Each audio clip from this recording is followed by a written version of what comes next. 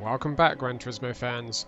So I thought I'd do something a little bit different this week. Rather than taking one race as a highlight feature race and turning that race into a video, which isn't always easy to do. Sometimes you just don't get a race that's worth featuring as a video in its own right. I thought maybe what I'd try and do is a highlight reel montage of moments from a whole collection of races, showcasing the good, the bad and the ugly, the good racing, the great racing, the bad racing and the plebbery, which there's always plebbery. At the moment I thought I'd focus just on myself and my races. I did think about maybe opening this up to viewer submissions. I think the problem potentially with that is that becomes very close to Tijni's Plebs of the Week, which I know he's not currently doing, but there's no saying he won't be getting back to that, and I don't want to be stealing that idea. So maybe there's room for some kind of viewer submission, Luke gives his opinion kind of video in the future, but at the moment I thought I'd just stick to what happened in my races and showcase you the whole range of what you experience in top split races. It's not always clean, it's not always great, it's not always bad, it's not always good. It can definitely be a mixture of different experiences at this level. So welcome to episode 1 of Fun in Gran Turismo 7.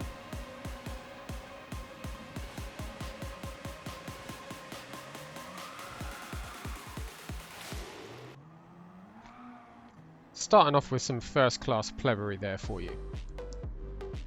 So last lap of the race, battling for P3, 4 and 5. You really can't go around the outside there unless you've got a nose in front. It's just not going to work, I'm afraid. Yeah, there's no room there, Aljabon.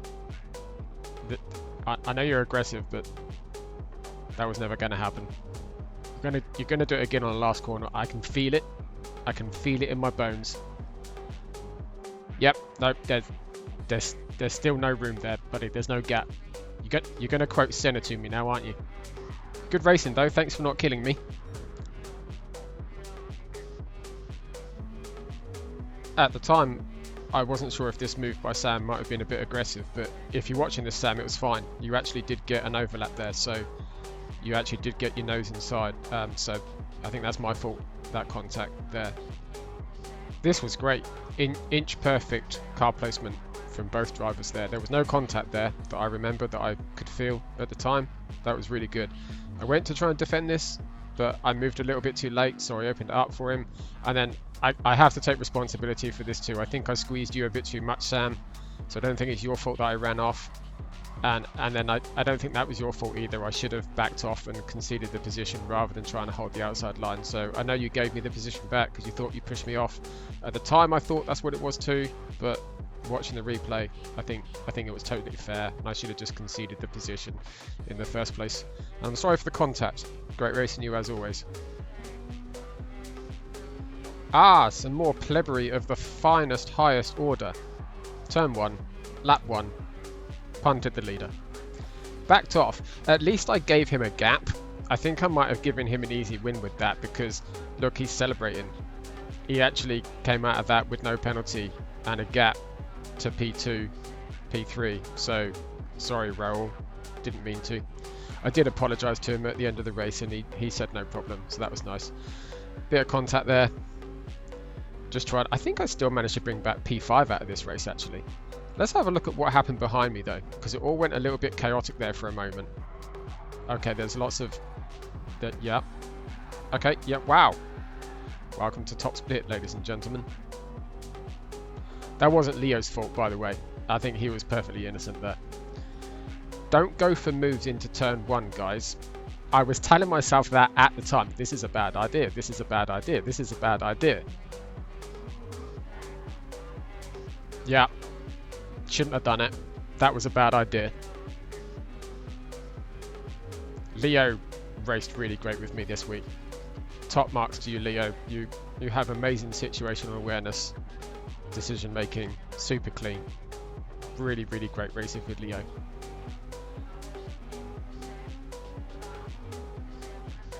Right, don't do it into turn 1 this time, Luke. So I got a good exit. Okay, who am I gonna... I guess I'll bunt draft the guy on the inside. That makes a little bit more sense. See if we can work with him to make a pass here. When two guys are fighting right in front of you, just be patient. Just wait, because there is a 90% chance you'll be able to pick up a position as a result. Oh, hi. Yeah, hi. Hello. Hello, how you doing? I am, in fact, here. Bit of contact there. Okay, he didn't overreact. That's good. That a bit more. That might have been my fault. I don't know. The further contact might have been my fault. But you know what? No one overreacted. No one freaked out, and no one punted anyone. That's how you do it, ladies and gentlemen. Contact's not okay, but it does happen. Don't overreact. Okay, what do I say in my Racecraft Race IQ videos? If you hit someone and it's blatantly your fault and you know in the moment, like that, don't take advantage of it. That's not okay. That's not fair. And I guarantee you, you don't like it if you're just going to keep the place, aren't you? Yeah. Yeah, you're not going to concede that. I was a little bit wound up. I was a bit wound up. I was on the brink of overreacting. You're just going to keep the place? Okay. Okay. I got you. I see how it is. I see how it is. So, when I hit Rihioki here, accidentally, and that hit him into our Spanish friend, and our Spanish friend got sideways because of me, I'm not lifting. Because normally I would. Normally I would. But if you're going to take advantage of your own mistakes, I'm afraid I'm going to have to do the same. All you got to do is not push to pass someone. It's quite easy to not push to pass someone. You hit someone, you don't drive past them. It's quite simple.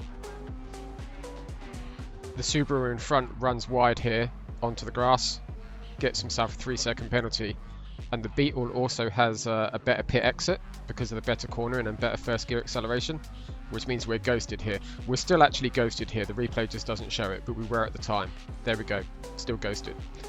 Now, I wouldn't normally do this, but he had a 3-second penalty. His race is over. So, just for the fun of it, I thought I'd see how long I could stay ghosted with him. I don't know if he was trying to do the same thing or if he's just trying to take the optimal line. He's wiggling the car around because I think he's angry at getting the 3-second penalty. He can't be angry at me. There was 0 contact. There was no cause for anger at me, and he didn't say anything at the end of the race. So I was trying to see how long we could stay ghosted for. I did think I could take it all the way to the penalty line, but I decided to break it off just in case he was getting angry with me or something. But yeah, just a little bit of fun. Like I said, 3-second penalty, his race is over. If he was still in the race, I would have broken the merging much earlier than that. Rihioki in front is a great driver, very clean, very fast, very respectful. So I was very disappointed when I got hit into him there. I got pushed into him and that caused him to spin, so I don't have to wait because that's not my fault. But let's see what caused that. Let's see who pushed me. Okay, it's our Spanish friend again. So is he the one? Because surely he's on the outside, so surely he doesn't push into me, right? Surely it's got to be the car on the inside. No, it is our Spanish friend that pushes me. So once again, taking advantage of your mistakes. But actually he doesn't see that as a mistake apparently. Apparently he thinks that Tupac here pushed him wide, even though the Spanish guy hit me and Tupac just carried on driving and did nothing wrong. So how does our Spanish friend react to that? Once, twice, 3 times, 4 times. That, my friends, is a deliberate takeout. Yeah. I mean, I don't really know what to say. I mean, perhaps racing games aren't really your thing. Perhaps, like, combat games are more your sort of thing. Maybe. Give those a go. Once again, daily race top split, Monday evening, ladies and gentlemen. Some more plebbery of the highest order. I prefer this Beetle in every single turn on this track over the Evo, except for turn 1. Turn 1 I prefer the Evo, everywhere else I prefer the Beetle. At least that's my excuse, and I'm sticking to it. Taking an unconventional line here, I like to call this one the Rallycross line. And because you've gone wide and lost lots of time and have got dirty tyres, naturally you need to be penalised for that. And then because you've still got dirty tyres and are struggling just to keep the car within track limits, you need to be penalised again. Even though you've already lost like 2 seconds, what you need is a 1.5 second penalty. Battling for the lead. We're actually in the lead here. The guys in front of us haven't pitted yet. And a back marker moves over to let Sparks go. And unfortunately, he doesn't see me. He's in VR, and this might be the reason. This might be one of the downsides of VR. I'm not having a go at this guy. He was trying to be completely respectful. It's just unfortunate that it cost me the possibility of staying with VQS Sparks there. So yeah, he pulled over. He's trying to get out of the way, but he doesn't see me coming. And as soon as he realizes I'm there, he moves over again. So again, I can't be mad at him. I still brought home P2, it's fine. I just was unable to battle VQS Sparks for the win there. Let's play a game. How many places can you make off the start at last week's Daily Race here at Autopolis? And I'm not in the Genesis, which has the OP start. So this was towards the end of the week where there weren't many drivers, well, there really weren't any drivers of my level or thereabouts. So I was going from the back, racing in the Lamborghini. These are mostly A-rank drivers. So if you're in like B rank or C rank and you think that A rank is significantly better, rewind that and count how many cars you saw spin off at turn 1. So when I talk about situational awareness in my Racecraft Race IQ videos, this is what I'm talking about. Knowing where to place your car so that you are in minimal risk of chaos and reading what's happening ahead of you. It's not just about being able to understand where a car is, but being able to understand where a car will end up. If I'm explaining that correctly, it's being able to understand and predict where a car is going to end up and place your car so that you aren't where he's going to end up. Look at how they all get away from me at the start in the Genesis. So let's go again. What was that? P8 on that one. Rallycross line again. It is a four-wheel drive car after all. So I got myself caught out a little bit here on the hairpin. Everyone wants the inside line of the hairpin, and there's this massive concertina effect where everyone hits the brakes and then everyone hits each other. So I learnt from that. Next time, I learnt from that. Again, situational awareness. Let's go a third time. So a few more slower starting cars now. They're not all what's the plural of Genesis? I consider myself to be pretty good at vocabulary and grammar, and I've no idea what the plural of Genesis would be. Let me know in the comments if you have any idea. So what did we do? P8 in the first one? Was it P13? Second one? Again, situational awareness. Hanging back, placing your car in the right place, staying really tight here because they're all going to run wide. And I learned from the previous time, don't go inside on the hairpin because you avoid all of that stuff. So go wide, give everyone as much room as possible. P8 again. I mean, it's not bad. Last to P8 in less than 1.5 sectors. So let's round this off with one of the best races I had from last week. It was a very quiet week, Autopolis. I love Autopolis. I don't know why so many people don't like it. For me, it's always been one of my absolute favourite tracks. But we all have our favourites, don't we? So this was one of the races from last week. There weren't too many fast, quote-unquote, fast drivers in this race last week. So I actually think you've seen Rosalind, that's OP Popcorn. I think he's still faster than me, to be fair. I'm going to be realistic about that. But I actually think I had the measure of him in this race. And I'll let you know why in a minute. I'll let you know why. You can see it yourself. I'll let you know why I think I actually had the measure of him in this race. Because I got past him. And he just could never quite get close enough to go for a move again.